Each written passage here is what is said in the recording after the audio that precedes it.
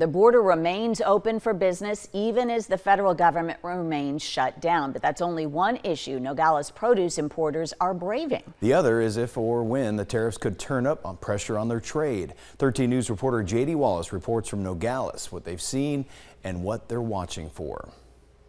Pedestrians expected a long wait coming back through the DeConcini port of entry, but were pleasantly surprised. Where the impact could be greater is in produce from Mexico as the harvest season picks up.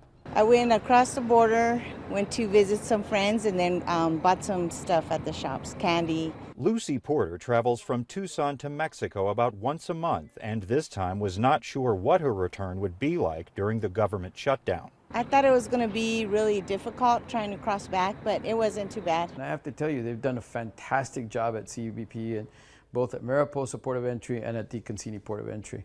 No interruptions? Absolutely none.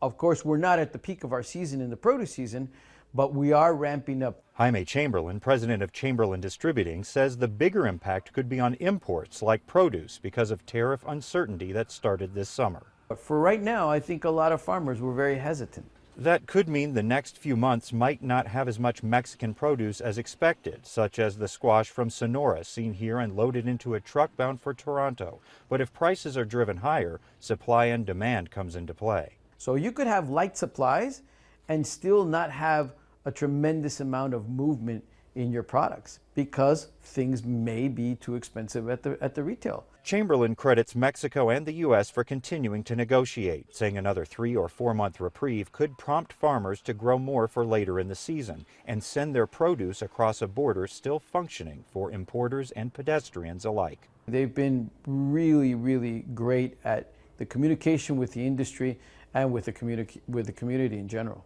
Just keep the business going here because they need us. Chamberlain says Arizona's border crossings have fared much better than what he has heard from customers in Texas and California. Reporting from Nogales, J.D. Wallace, 13 News.